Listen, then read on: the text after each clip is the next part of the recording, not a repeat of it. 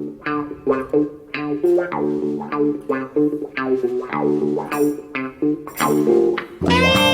evening, good afternoon, good morning, wherever you may be, and welcome to the MMA Shower, sponsored by Hatton James Legal. That's hattonjameslegal.com for all your employment law needs. Also, you can hear this podcast on srbmedia.co.uk. That's srbmedia.co.uk, and it's also available on Spotify. SRB Media. In this month's episode, we'll be reviewing UFC 281, which is Adesanya versus Pereira. That's UFC 281, which takes place at the Madison Square Garden in New York on November the 12th.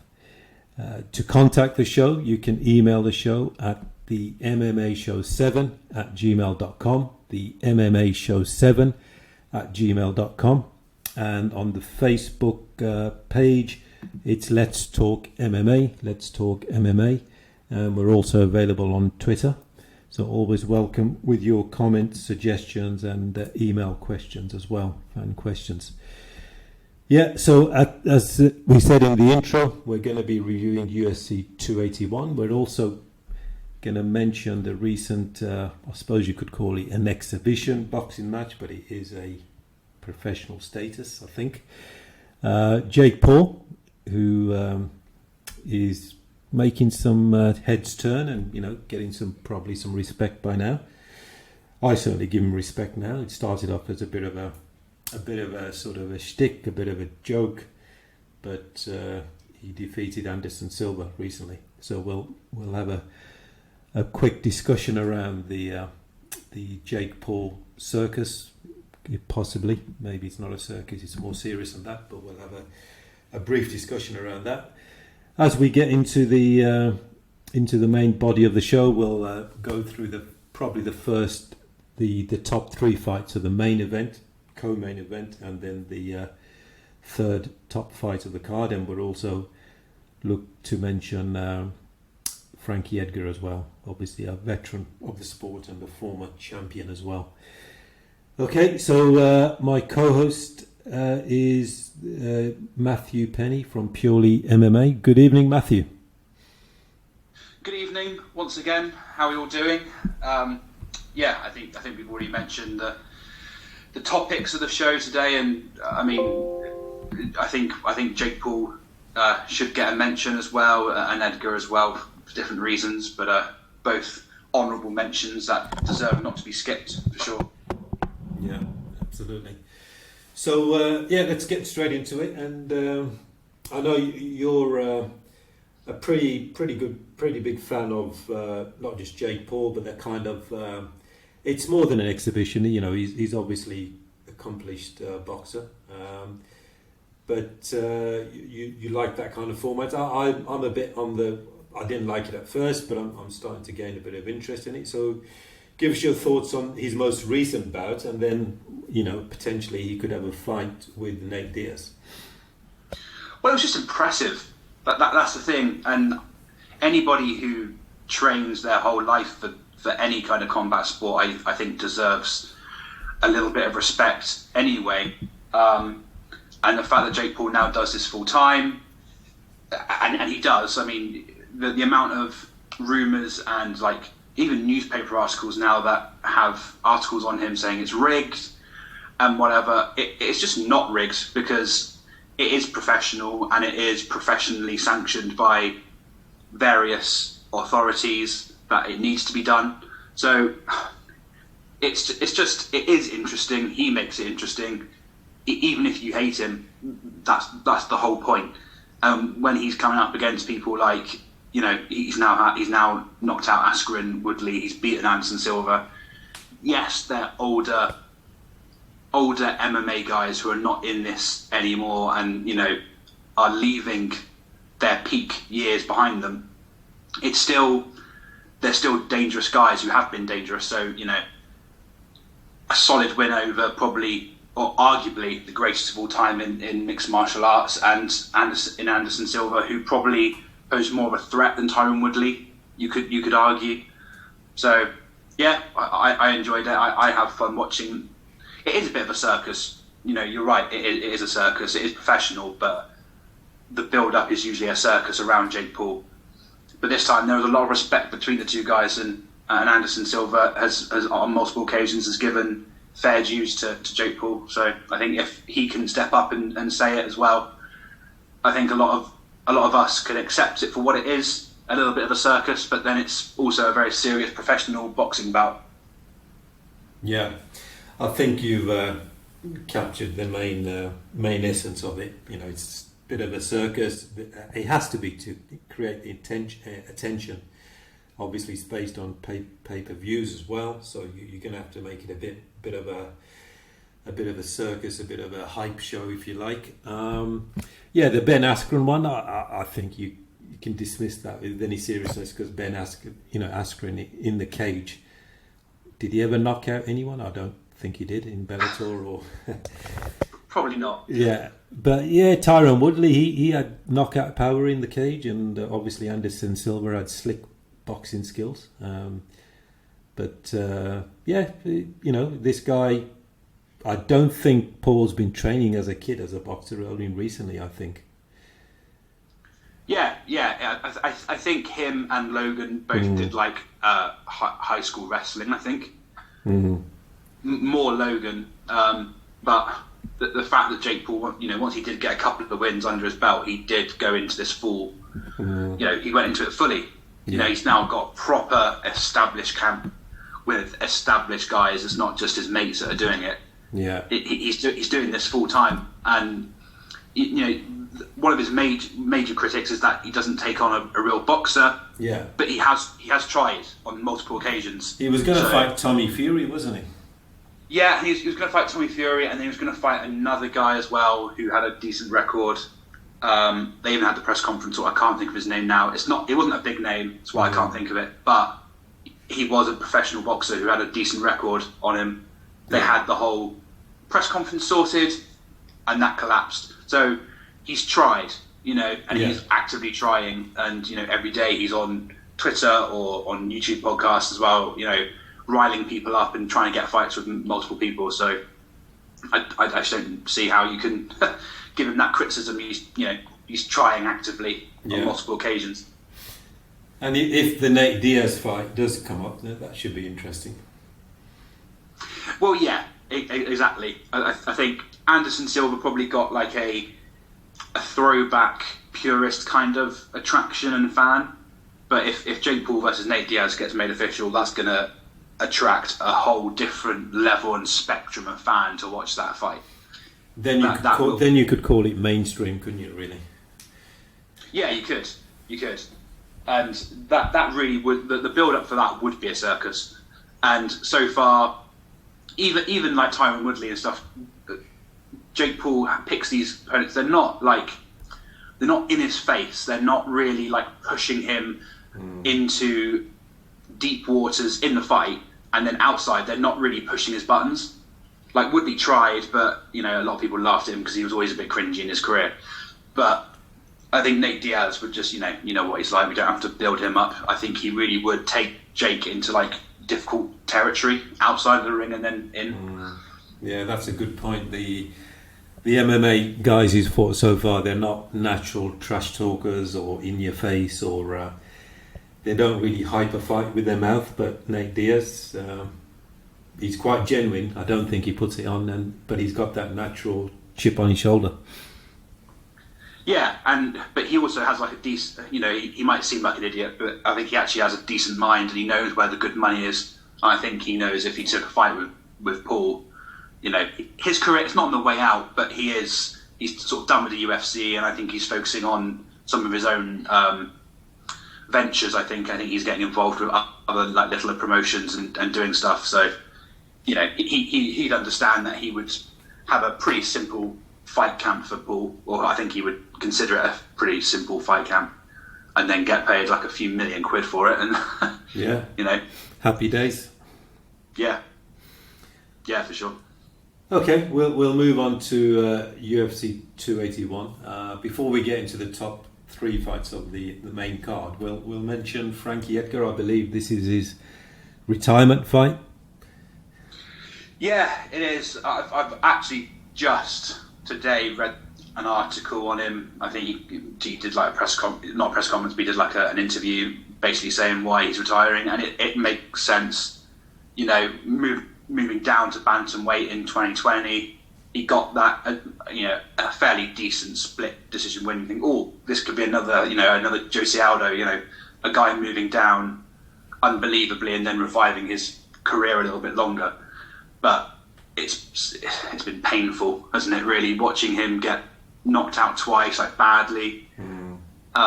His recent record is not good, and you've seen multiple guys do it, stick around in the game for too long and then like ruin people's memories of what he's done. Obviously an amazing career, but his recent record, it causes a whole new generation of like people watching UFC to think, oh, Frank Edgar, he's somebody who used to be good. But that's what some younger fans might think. So it's probably a good time to bow out, and then all the older fans who remember him from his peak years, it won't ruin that. It won't tarnish that memory of him. Yeah, BJ Penn, Chuck Liddell come to mind in that category of towards the end of their career just losing and losing badly, not KOs, and tarnishes their legacy, I think. Yeah, it's not good. It's not good, and it can't be good for their health either.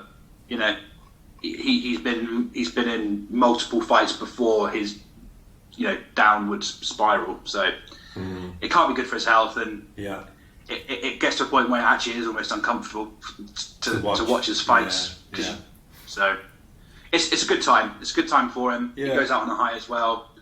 So I hope so. I hope keep his faculties together. Hopefully he's made a lot of money, where he doesn't have to really work. But I think it's a good time for him to bow out. Okay, moving on to our first full fight review, and I'm really looking forward to this, and I think you are as well. Dustin Poirier versus Michael Chandler. Now we know Makhachev is going to go to Australia. Well, everything seems to point to that. Fight Volkanovski in February, I think, in Australia. I think they're looking at the SCG or MSG, one of the big cricket grounds outdoor. But after that, could this be a number one contender fight for the lightweight title? Yeah, it probably should be. It probably should be. It's just like that lightweight division. It's just full of. It was for years. It's been the best division. It was like 5-6 years ago. It used to be the best division because it was so competitive. But now it's also competitive now, but it's also like full of unbelievable like star main event fights on it. I mean, what a crazy fight! Even if it isn't a number one contenders. I mean, at MSG as well. That the arena just seems to attract the top fights, and this should be up there for a match of the year contender for sure. Even though Chandler's a dedicated wrestler, I think it's going to be a stand-up war. Yeah, he's one of those guys that you just seem to forget that he's a good wrestler and about his background on the mat, because he is into this. The UFC does weird things to guys. Like the bonus structure around it is so strong that you do get paid more and you get pushed more if you have those spectacular knockouts and crazy fights. So I think Chandler learned that pretty quickly when he came into the UFC. I can't just sort of have okay wins here. I've got to really make myself stand out, and I think he's done that. Very quickly made himself a big name in the UFC. Yeah, you're right, and sometimes, or maybe more than sometimes, that the way you win in the UFC can help you jump the queue. Oh yeah, for sure. I do think Chandler learned that very quickly. I think he learned that very quickly. I mean, it's also the crowd. It's a sports and it's a combat sports company, but it is still very based around the crowd and what their perception of you is. If you have even one not bad fight, if you have sort of one fight that just doesn't hit properly, doesn't click with the the hardcore fans, it will make Dana kind of, switch off to the idea of pushing you further in the future.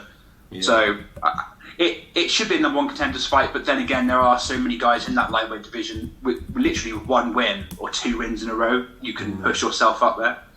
I think now we're in a position with Makhachev that I think it could be a Khabib 2.0. I think it will be one of these situations where all these guys now thinking, oh right, okay, a fresh new champion who hasn't been champion before, and a new challenge, a guy that I haven't fought. They're going to come up and think, right, I've got a chance here, but I just don't see who's going to beat Makhachev. I know it's early, and he hasn't defended the belt yet, obviously, but wow. I know what I mean. Yeah, it's because if Poirier wins, and let's say he is the next contender for Makhachev, then but Makhachev is a bigger, stronger version of Khabib, and look what he did to Poirier. Yeah, I truly believe it. I truly believe it, and it is the second coming. Lots of people stepped up to Khabib thinking, I do think I have the tools to beat Khabib, and then all of them fell. So, and I think Makhachev is just very, very, very similar, if not bigger, stronger. So, carbon copy, but bigger and stronger. Yeah, it's a terrifying prospect for sure, but it could be interesting because, like I said, all these guys will step up and go, okay, right, fresh champion in Makhachev, new challenge, new, it's just an interesting picture for sure, as it always is in the lightweight division. It has been for years. Yeah, and you mentioned a good point on when you mentioned Michael Chandler about you got to win, obviously, first of all, but it does depend on how you win. And a case in point of that is Beneil Dariush, who I think he's 8-9 in a row, and he's still not really being talked about. I mean, I like him as a fighter. He's got great ground skills, but I like martial arts. But if he's not moving the needle, as the old saying goes, then he's 9 fights in a row and still not really being number one contender or guaranteed the title fight. Yeah, I like him a lot as well. I really do. And if you're looking at records, he probably should be top because of that win streak. But it's just he's one of those guys. He's just one of those guys. He doesn't move the needle with like the hardcore noisy base of UFC fans. So it's tough. But at the end of the day, it is a business. So if you're not moving the needle, that could mean a few thousand, 100,000 buys. Yeah, it's true. It's unfortunate, but it's true. UFC are not a governing body; they're a promotion. So yeah, they're a promotion with a capital P sometimes, with a small p other times. But they've gone the opposite route to sort of the whole world of boxing, right? The whole world of boxing is run by promoters, of course, but they are held to ransom by the companies who run the belts, right? They decide who actually is the number one person for the title fight, and they push that and they say, oh, if you're not taking that, we strip the belt. Yeah. That's it. That's that. And UFC have gone differently to that. You probably could have a structure in place where you push the guy that deserves it, like boxing does, because they don't look at the big fights. As we've seen, a prime example is like we haven't seen AJ Tyson Fury before, because we've been dying for that fight here in Britain for God knows how many years, but it just never happened because the belt company said, right, well, no, WBC, no, you've got to fight this guy, no, you've got to fight this guy first, no, so mandatory challenges. So they've got a different route to boxing. It makes it probably more interesting for the fan because UFC put fans first. Yeah, and that fans means money. Yeah, exactly. Yeah. And good point about the boxing structure. A promoter, Don King, Eddie Hearn, Frank Warren, whoever it is, they're just a promoter. The governing body, WBC, WBA, IBF, they apply the rules. And like you said, sometimes a champion has to fight number one, whoever it is, popular, unpopular. You've heard of him, you're not heard of him. It's a mandatory challenge. And a number of, like with boxing, you can have at least 4 or 5 belts at once. And if you don't defend it for one particular alphabet, governing body, WBA, WBC, whatever they are, they just say, okay, we'll take that belt off you, and so these 2 guys will fight for the belt. Yeah, and I didn't want to go too deeply onto a tangent. I don't want to drag us too much away from UFC 281, but it's like in boxing as well. It's promotion versus promotion, isn't it? And it's like representative of representative. Eddie Hearn doesn't want to put AJ forward for like Fury if he thinks he's going to lose, because then it's going to hurt his earnings in turn and hurt AJ's earnings in the future. Boxing's a bit of a mess, but yeah. Okay, prediction time: Poirier versus Chandler. Honestly, I think it's a gut feeling. This fight, I don't think you can really break it down with skill set versus skill set. I think this is literally just a gut feeling one, and I'm gonna say Poirier. Knockout / TKO, just on a gut feeling, really, and just a gut feeling. I think he's good against punchers, he's good against strikers. So if Chandler takes down that route, I think Poirier is slicker and more precise. Yeah, I know what you mean. It's not so much about styles; it's more about on the night and who's going to tough it out longer and take a bit more punishment. I think if Chandler mixes his wrestling, which he can do, because Poirier hasn't got the greatest wrestling defense. He's good off his back, but he's not an expert at the highest level. If Chandler mixes it up, I can see Chandler getting a decision. Oh yeah, for sure. But it depends on his ego. If he gets carried away with trying to have another brawl like he did with Gaethje, then he could get KO'd quite easily. Yeah, for sure. And also, I think Chandler is coming off a bit of a high from that amazing knockout of Tony Ferguson earlier this year. Yeah, good point. Momentum. He's on a high. He's KO'd a very extremely tough zombie-like fighter.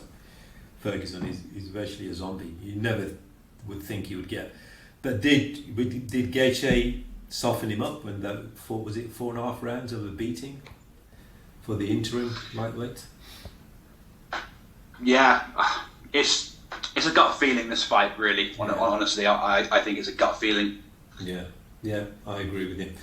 But we've disagreed. You've said Poirier, I've said Chandler, so we'll come back next month and compare betting slips, I think. Yeah, for sure. Okay, the co-main event is the women's strawweight. Carla Esparza versus Weili Zhang, and obviously Zhang, former champion, but she got KO'd by Rose. What do you think of this? Quite an interesting matchup. Yeah, it's just that division is a bit of a cluster, really, isn't it? It's full of girls who just beat each other, sort of hot potato the belt around, depending on who turns up. Because I think Rose on her peak day could probably just turn up and beat everybody. But for some reason she has these fights that she just does not turn up at all, and she doesn't really doesn't look like she wants to win, and that's why we now have Esparza as champ. I think Weili could have a long future at the top, and as champ. I mean, if she wins, she's probably going to be given a fight against Rose, because obviously she lost twice to Rose, so there's a trilogy down the line somewhere, and maybe Rose is just her kryptonite, and just has her number for maybe. But I think Weili, if on her day, could be unbeatable. So strong at that weight, big, powerful. unbelievable with her hands. I think this is going to be a Wiley win. I think I don't want to say Esparza was lucky, but the fight where she won the belt earlier this year was, well, forgettable. Yeah. Uneventful. In fact, nothing happened at all, really. So I think she almost won it on by default. Yeah. I hate to say those words to somebody who has dedicated the entire year in camp to that fight, but that fight just was a dud. Won it by default, and I think Wiley has all the tools to win it. Yeah, I think stand up in terms of hand speed and power, I would give that to Wiley. She is prepared to be a brawler.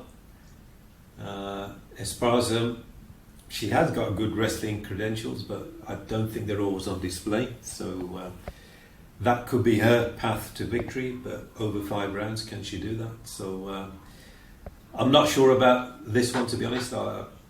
I would probably go Wiley, which she has a bit more weapons and considerable more power probably, and really good fast hands, and just doesn't stop coming forward. Yeah, for sure. Esparza, she's kind of known for her powerful wrestling. She's a great wrestler, and it's in her base. But it's just Wiley trying to keep Wiley down.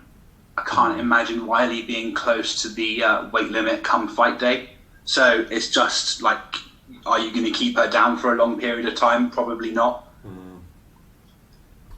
Yeah, I think we're both going for Wiley, probably a late TKO, maybe. Even early TKO. To be honest, I hope this isn't a long one. Listen, I don't want to, like I said earlier, I don't want to disrespect these women who spend so long in camp for these fights. But sometimes in these divisions, in the women's division, sometimes the fights just have a tendency to just be duds. And I don't know why. I don't know if it's something about the mentality or the pressure. Sometimes they're duds, and it just happens. I just really hope it's not. I think Wiley has the potential to take the title forward and have a long future of exciting fights, for sure. Yeah, okay. We're moving on to the main event. And that's obviously Adesanya versus Pereira. Have you seen their kickboxing fights? They had 2. I've seen the endings of them. Yes, I've seen. I haven't seen. I would lie if I say I've seen the whole thing, but I have seen the endings of them.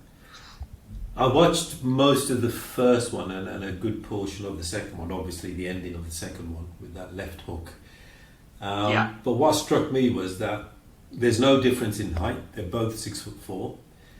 Adesanya is more slick, more polished, shall we say. Pereira is a bit more wild. From a stand-up point of view, in kickboxing, obviously, MMA is different. But MMA, you start off standing up, so it'd be interesting. Yeah, for sure. And I think Adesanya, he'll go into this fight, I'm sure, with the press conferences saying that it has no effect on him, and he's not even thinking about the other 2 fights and all these differences between the two combat sports. But it would weigh on your mind that you're coming up against a guy who has already beaten you twice. It's got to, right? I mean, you're human. You can't go into this thinking, it was nothing. It was blah blah blah. You must be thinking every day, this guy's beat me twice. And it was in different methods of victory as well. He's already beaten him on points and then knocked him out. It's going to be a great one, and I'm not surprised that Pereira has got this shot so early in his UFC career. I think he made his debut literally a year ago at the MSG card, and I think we probably did a show on it, and I'm pretty sure I said in that show, Pereira has got to be one or two more wins and he's going to get a shot. And here we are a year later, 3 wins under his belt on the UFC, and he's got the title shot. Yeah. Everybody could see it coming. Mm-hmm. Everybody was watching Pereira, just making sure that he won, and the expectation was there that he was going to face Adesanya very soon. The biggest card of the year, this is kind of their WrestleMania of the year. I know they have the International Fight Week in July, but the MSG card in November is kind of their showcase card. It's a perfect main event, and the story behind it is fabulous. It's not it's driven by hate as well, but there's like a really good combat sports history behind it as well, which just adds to it. Yeah, absolutely. The 2 kickboxing fights for Pereira, the wins, certainly propelled him to get this title shot, and it helped him that Adesanya is the champion. The only thing is the experience in MMA. Adesanya has had 24 fights, 23-1, and Alex Pereira has had 7, 6-1. Obviously the fights start standing up, and Adesanya is not a wrestler of any description. And it's a great point. Since their last two fights in kickboxing, Adesanya has gone on to have multiple fantastic fights, but then also a few duds. Yeah, for sure. But then I call them duds. They're still title defences. They're still experience, still more minutes under his belt, still collecting all the experience in MMA rules, and it's going to be very, very interesting, because usually Adesanya goes into these fights, especially the big fights, you know what he's like. I'm not a fan of it. I think it's so forced and so cringe, his characteristics, all the crazy dancing throughout the week. Going into press conferences, he dances in, and to the fight night he comes out with elaborate dances and music, and I think it's really forced, right? And he's had a great record in this division specifically, so he's proved me wrong every time. But if he goes into this fight specifically against a guy who's already beaten him twice in slightly different rules, but if he still goes into this, dancing to the ring, Alex Pereira is just going to be stood there waiting, knowing he's got the experience of beating this guy. Yeah, I think this is tough. I wouldn't say it's Adesanya's toughest fight and toughest title defense, but this one I think he really has to take serious, as I'm sure he does every fight. But he's really going to have to knuckle down on this one, and any strand of this fight camp, don't take it lightly. Yeah, and I don't see any reason why this, however long it lasts, 2 rounds, 3 rounds, 5 rounds, who knows? I don't see any reason why it won't be on its feet in the duration of the fight, because none of them are grapplers of note. They're not wrestlers of any particular echelons or skill set. So it could be a kickboxing fight with 4-ounce gloves. I 100% agree, and I hope it is. I don't see why it should go any differently, really. Pereira should be playing up to his strengths. He's beaten this guy twice in kickboxing rules, so you'd want to keep it as close to that as possible, because you've got that experience beating this guy in those rule sets, so you would just try and keep it as close to that as possible. Adesanya might want to take it the complete opposite. He knows that Pereira's gotten him beat twice, so maybe take him completely out of his comfort zone. Yeah. Maybe not to a place that doesn't really benefit Adesanya that much, but as long as Pereira is even more out of comfort, you know what I mean? Yeah. It could work to his advantage. I don't think we are going to see that. I think we're going to see a very long stand-up fight, but it's definitely something I'm sure him and his team will consider at length, I'm sure. Okay, it's time to put your money where your mouth is and give us a prediction. even everything I've said against Adesanya, and I really hope Pereira wins, to be honest. I've been waiting for somebody to shut Adesanya up at middleweight for a very, very long time, and nobody has stepped up to the plate. I think Adesanya is going to retain, and I think it's going to go to a decision. It could be a very violent decision, it could be a very bloody one. Yeah. But I think Adesanya probably has the experience of grinding out a victory. Look at his last, 3 anyway, his 3 title retains, all unanimous decisions. I think he's on a roll now of doing it. He knows what he has to do to grind out and get those points, and I think it's almost it's just casual for him. At least the last fight was very casual. Yeah. I mostly agree. I've got a feeling that Adesanya will retain the title. I think Alex has a very good chance, partly because of the history, partly because I don't see Adesanya taking this to ground easily. Anyway, it'd be forced, and it wouldn't be natural for him. So it would be quite a sort of uncoordinated type takedown, I think. And but with 4 ounce gloves, Pereira connects. Who knows? It could end the night early for Adesanya. Yeah, for sure. And maybe Pereira's raw. Obviously, he's got a lot of kickbox. It's not like he's a rookie or anything, but slightly fresher. Pereira potentially. Yeah, it's going to be a cracking fight, I'm sure. Like I said, I don't expect Adesanya to take it down to the ground at all. I expect it to be 2 guys stood up, and I expect it to be full of kickboxing, to be honest. Yeah. But and Adesanya, I don't think will as much. I think he'll want to keep it away from that. I think he'll use his striking a lot more. But yeah, I think he'll grind out a decision win. I think Adesanya. I can't see these guys going down, but I just hope it's from a putting my fan hat on for a second. I just really hope it's a little bit more exciting and on the front foot than the Jared Cannonier fight. Yeah. Or can we mention the Joel Romero? No, we can't mention that. No. That was horrid. That was absolutely. Yeah. I don't want to add to that. I think that has summed it up nicely. But that wasn't all Adesanya's fault for sure.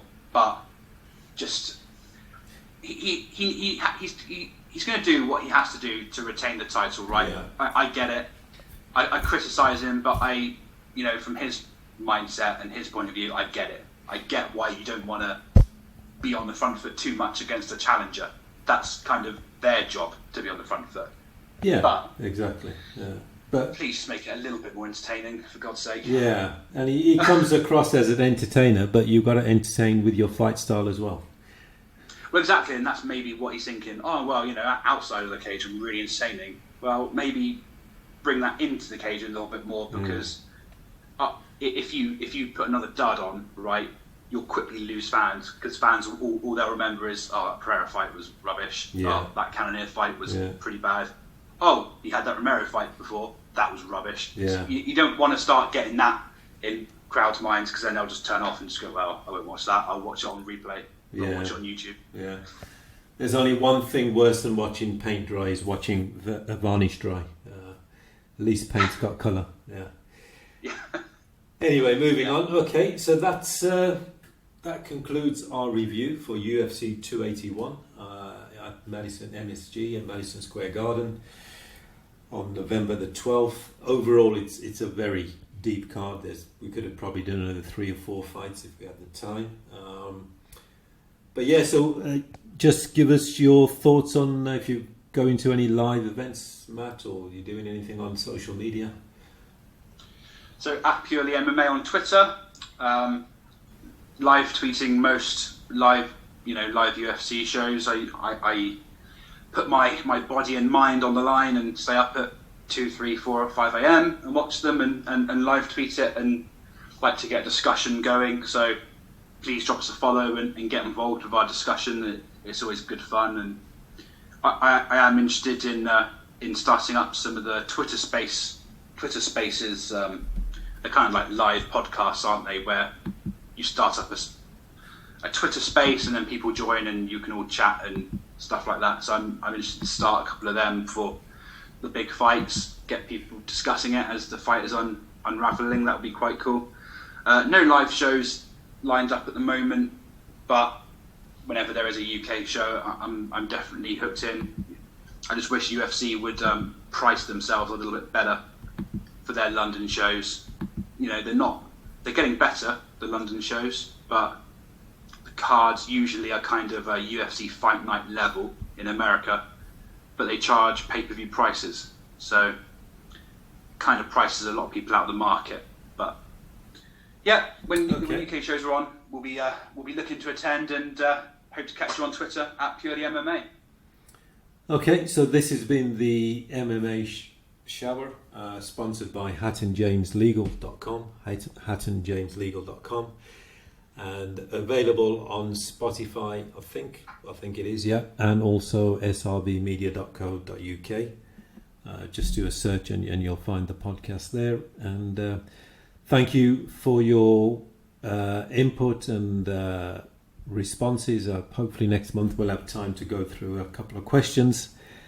But we'll have a podcast out next month and hopefully have a chance to review UFC 281 and see if our predictions were spot on or were they just completely unload of rubbish. But thank you for listening, and good evening, good afternoon, good morning, wherever you may be. Thank you.